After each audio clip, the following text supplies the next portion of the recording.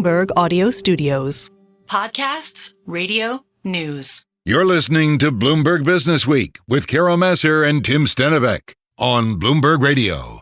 Well, I'm a whiskey, a rock and roller.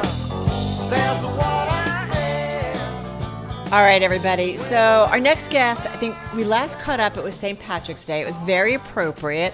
But as many folks know, we don't need an excuse to drink whiskey, Irish whiskey to be exact. I think that's fair to say. There's also Scotch whiskey, U.S. whiskey, Canadian whiskey. There's more. And listen, this is a big market, a global market. There's lots of players, but we want to bring in one who's got his own little take on it. And back with us is Aidan Mehigan. He's founder of Natterjack Irish Whiskey, and he joins us once again in our Bloomberg Interactive Broker studio wearing shorts because it's hot out. Dead right. It's hotter in New York than it is in Texas. You are speaking my language. I come in and out every day here wearing shorts. Everybody gives me a hard time.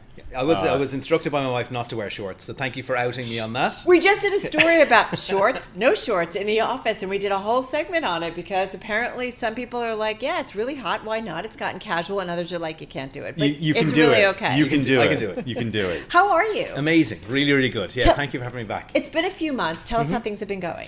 Things have been going great. So, look, we've been traveling to anyone who will have us to go and promote the whiskey. We're now in 14 states in the US. We'll be in 20 by the end of the year, and then with a bit of a tailwind, 25 by St. Patrick's Day when we open up New England. So it's just been incredible. The reception to the whiskey has been great, and we got national distribution through Total Wine and More, which was massive because we won Irish Whiskey of the Year for 2024. Those recognitions are important, aren't they? They are, yeah. We Yeah. talked about it with our own Kate Crater on the restaurant side in terms of the, different global recognitions, global recognitions, what it means for a restaurant. But for you guys, this is these are things that move the needle. Yeah, and the previous winners are the 2022 bottle that won is a 30-year-old Irish whiskey, and it's $2.5 a bottle. Ours is 80. So you talk about value, and everyone loves value, right? It doesn't matter who you are. So it was really just an incredible award, and it was really well taken. It opened up these kind of chains, and we've just opened up a big chain in Texas as well. So these are massive for. Look, I think we've got a good story, but people are like, where can I buy it? And it's really frustrating when you're like, well, there's local liquor store on 6th, and you're just like, that's not a compelling story. So this changed this year. It's been amazing. So talk about that process of going state to state here, because I think a lot of people who've lived in different states might understand that local and state liquor laws vary drastically across borders. Absolutely. So it's really tough on a distribution level, especially if you're a small independent player, to succeed here. How do you do it? So you partner with, in our case, I can only really speak to our case because we're not with one of the big distributors. Yeah. We're with individual distributors in each market. So what we do is we educate them, we incentivize them by bringing them along in the journey, right? So meet them, spend time with them, spend time in market with them, telling the story, so that they can then effectively tell the story as well. That's a slow process. Oh, it is, absolutely. I think I was home 2 days in May. So You're on the road. It is pounding the pavement, but that's actually what we've got to do. But then you add to the team, right? So we're now we've 8 reps. We've a national sales director. We're just about to hire a national marketing director. We've got 3 people in Ireland. So it's a lot of pounding the pavement. But as you scale, you get them to tell the story, and they can educate people. And I want to get to the story, but Aidan, I do feel like it's a moment in time, or has been for years, that in the liquor market, the alcohol market overall, that upstarts, newcomers can really find a niche for themselves, that people are interested. I think consumers are looking for different choices. They are, and they're looking for authenticity as well, right? And I think at the larger brand level, that authenticity doesn't speak to someone who's into the process or into starting a business or those sorts of things. They struggle with that. So for a brand like ours, it's an amazing time to be able to actually go and meet the people and tell them our story. Remind us of your story. For those, Tim wasn't here. I wasn't here. He was March 15th. he said, I missed us when you guys did this. Shanali was with us, Shanali Bostic, one of our reporters. Talk to us, though, about your story. Remind our world. So it's a good one. I was an equity trader in a hedge fund back in 2015, I think, was when I kind of had the moment. I was like, look, is this everything that I want to do with my life? Like I loved it. I think I was okay at it. Like I had a decent career, and but I was like, I wanted to build something. I wanted to build a business. Now I was running the business with my partners and that sort of stuff, but I was like, this is the time for me to go do that. Right? I had no real responsibilities at a house. I sold the house and moved back in with my parents, which they were very good to take me in for a couple of years. And That was your seed money? that was it. Yeah, I sold the house, and that was how much is this going to take? Turns out it took a lot more time, a lot more money than I ever fathomed. But then we got outside investment, and our investors are based out of Michigan, and so the first thing I had to do was I had to build a team. So I found Jordan Vaya, who's our distiller. I found a team of industry guys to help me because I had no idea what I was doing. And in some ways, I still. How do you do that? Or is that just the trader mentality of, I don't know, let's figure Let's it out? figure it out on the go, right? Yeah. So I found actually my first business plan recently. It's dreadful. Like, it is absolutely horrific. So you go and you learn, right? And so the business plans as it grew, it kind of became its own kind of thing. And everyone Why looked was at it horrific? Like, what was it about it that you went, that everything, like Tim's an MBA, he could have written you could have polished it up for me, but like, Yeah, so maybe not. so the graphics were dreadful, the layout was dreadful, my focus was in the wrong place, right? I didn't realize what it took to build a whiskey company. I had this idea, we'd buy a building, we'd put in stills, and we'd wait for 5 years, and then of course no one has any problem with the execution risk of someone who doesn't know what they're doing it for 5 years and then finding out if what they did sells, right? Yeah. So I just didn't understand that, and it took a long time to kind of get my head around that. The 5-year time horizon is some seriously delayed gratification here. I mean, it's not like you're throwing an app on the App Store. Correct. With a minimally viable product to see if it actually resonates with consumers. Like, this thing has to hit, or else you're out of luck. It does, right? And but I also think what I didn't want to do was what a lot of my peers had done, which is release a vodka or a gin, and that was I did know what I wanted to do was Is very that easier? clearly. Yeah, you and I could have a gin in 12 hours. So it could Get be a bathtub. Tim and Aidan's gin, boom. Yeah. Right. So I know what Tim's not doing over the weekend. So I needed to. But I wanted to do whiskey. So then we had to source whiskey. But this is back in 2015-16. There wasn't much available from a sourcing perspective. So Right. I got offered 8,000 liters of this, 2,000 liters of 8-year-old double distilled. And I was like, I could buy that now. I've got the capital, and we can take it to market. But what happens then if it's a success? I can't get any more of it. So then Because they own it? No, that was all that was available. Oh, that's I all. couldn't Oh, get got a it, supply got it. contract. Yeah. So I learned that I wanted a plan for scale. That I wanted to go for something that could really take off, and if it takes off, that there's not going to be any breaks on it. Because what I didn't want is to have a huge success and be like, okay, you can have some more in 5 years when everyone's forgotten about it and you sit around going bankrupt. So we held off until we could get that proper supply contract that would allow us to grow, and we've now secured 5 years worth of what we need for the growth trajectory that we're on. So it's been amazing, but that meant we had to push it back a year, and that's a year. Don't forget, of me in my parents' basement. They're like, "What are you doing?" I'm like, "Well, I can't How do old very were much." you? Yeah, love you. 35. Love I'm you, not being judgy. No, 35. It's like, Sometimes that's what parents are for. They take you in when they need to. well, exactly. But then I met my wife, and I was like, I need to move out. You can't go back to the parents' You house. can't. No. Hey, but she loved you then. So Yeah, right. That's a big deal. Exactly. But you also had to deal with the pandemic. Yeah, and that put us into a kind of a tailspin, right? So we had initial investors who weren't happy with how it goes, and the weird thing about the pandemic is, Pernod Ricard and Diageo, the big companies, were doing really well because they own every part of the shelf. So if you wanted a $20 or $120 bottle that were $2,000, they own everything. We had one SKU.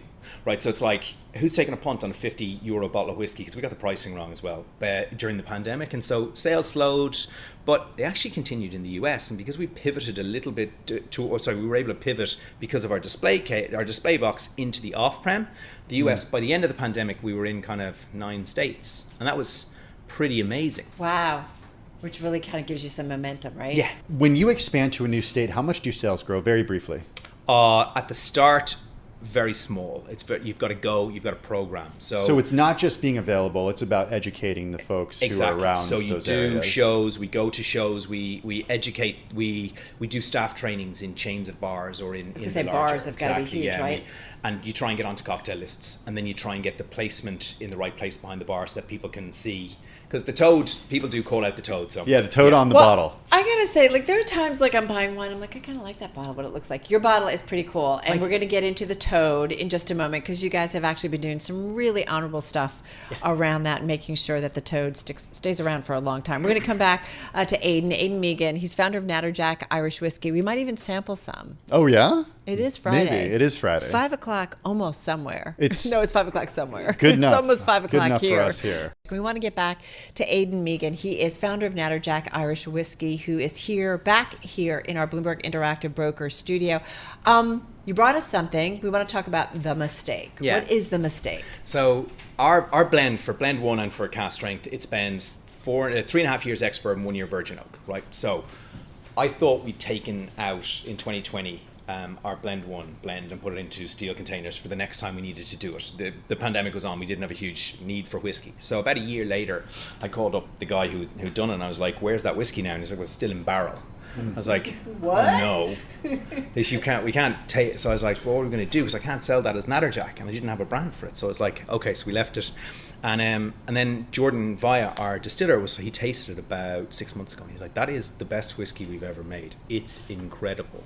So he's like, so we said, okay, great. Well, This is when a screw up becomes a good thing. 100%, right? Yeah. And evolution's full of mistakes. And That's right. But everyone was like, okay, let's really market this. We're going to say, this was always your vision for the whiskey. And I was like, well, that's bull. Like, it's a lie. Can right? I open it and pour Yeah, some while you can. continue talking? So I was like, let's call it a mistake. I've made some huge mistakes in my life. Some of the best parts of life come from mistakes. And I was like, let's just own it.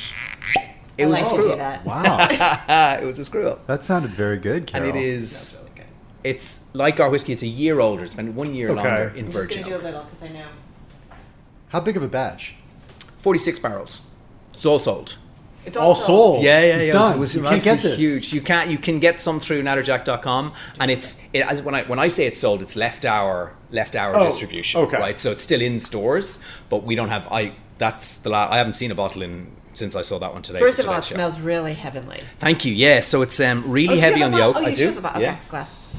So to walk us through it. So it's a little bit lighter on malt than our original blend, but it's still in there about It does 17%. it does smell lighter. Mm-hmm. Yeah, or feel lighter. And then there's still the char number 4, and still, for me, toasted walnut, a little bit of cinnamon. It smells so good. And it got Could I just sit here and smell for the next how many minutes? 5 minutes? it got amazing.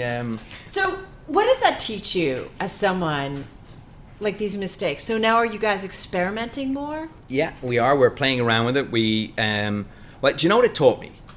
It taught me that problems are only problems if you see them as problems. That's pretty nice. Right? So This is why you make mistakes in life, folks. 100%. So right? sorry. Yeah. Well, so my biggest trading mistake was about Korean won non-deliverable forwards, which cost me my job back in. Did it really? Yeah, it did. Yeah, I rolled the wrong amount. I didn't know what a non-deliverable forward was. So I now know what a non-deliverable forward is, and I no longer. So some mistakes can cost a job. Some Yeah. mistakes can Can make a cause great whiskey. incredible discovery. Discovery. And I think it's our best whiskey. But then also, for our first shipment to China in 2019, big shipment, 1,000 cases. We hadn't had a 1,000 case order. It was first year of the business. Faye and I hand dipped all the bottles in black wax, and they all got sent to China. But they went through the equator, which is 50 degrees. Liquid expanded because it's hot. Wax Melts. weakened because it melts. cracked, yeah. And so all the bottles opened. So it got to China, and they said they opened it, and it smelled amazing. There's no whiskey. So it was all open. So we turned that was a mistake. Yeah. We turned that into Mr. Wang, our Chinese distributor, came in, and he was like, are you going to cover the cost of this? And I was like, no, you got insurance. He's like, my insurance doesn't cover wax melting and liquid expanding in the equator. And I was like, okay, if you triple your order, I'll cover the cost of the first one. And he's like, done. So our year was amazing in 2019 because of this big Fast massive on your order. feet there. Oh yeah, I couldn't believe it when he walked out. I was like, because I knew I was going to have to pay if I wanted. Right. Yeah. Aidan, one thing I wanted to talk about was just the changing view around alcohol that we're seeing here in the U.S. I was with some family, like cousins, extended family over the weekend, and everybody was talking about, hey, did you guys see that article in the Times over the weekend about people drinking less and alcohol actually not being good for you at all? And it seems like study after study is coming out that says, like, okay, even in moderation, alcohol isn't good for you. How do you think about stuff like that? I do think about it quite a bit, and I think there definitely is a movement that way. And look, I think we know that alcohol isn't in moderation. It's one study one day says it, the other day says Right. it. But for me, it is definitely a movement towards drinking less and also drinking better. So when we talked about authenticity and knowing the process and knowing the producers, I think that's really an opportunity for us, for people to say, right, well, if what I'm going to have tonight is one whiskey, I want to drink something where it actually means something to me. So it's an opportunity to connect with a consumer in order to really bring them along on the journey with you. Right? If you're only having one whiskey, make it a Natterjack, right? Don't spend, it's like anything, right? Don't spend your calories on a cheap donut. Go and get a really nice donut. And the same is, and I think that's how we try and tell that story as well. You sound like my mother. It's like when you're going to go shopping, you're going to buy something, make sure it's something you buy really good and make sure it lasts forever. This idea of quantity over maybe quality, just generally, you do wonder whether or not that kind of kicks in again. In a world where we are very blessed by abundance, but you do wonder at some point where people are kind of like, well, wait a minute, and certainly in a higher inflationary environment. I think that's right, yeah. The Natterjack Toad. First of all, if you haven't seen this bottle, I'm going to take a picture and tweet it out, but it makes your bottle so distinct. Remind us about the Natterjack Toad, and I can actually hold it up for everybody so they can see. Can they see? Oh yeah, look at that.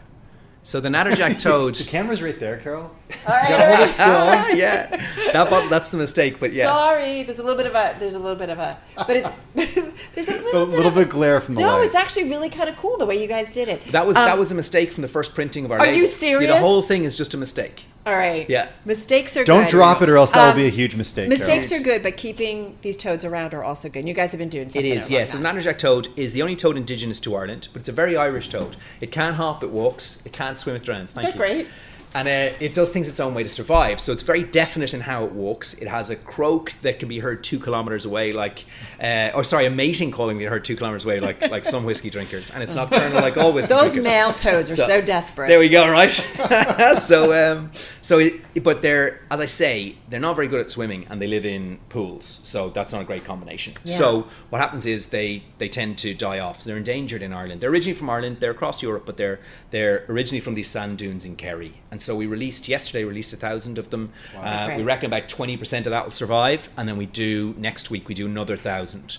And so they're incubated at Dingle Aquarium, and then they're released. Scott and Stephen were down releasing them into the wild in the west of Ireland. Portion of your profits too are going. Absolutely. So we sponsor the program every year. It's a great program to keep them alive, and I think without them, well, this would probably be called Aidan Mehigan's whiskey, and we wouldn't be sitting here. Listen, we love talking about it and love hearing your journey, and we love hearing about the mistake. Thank you. That's really kind of fun.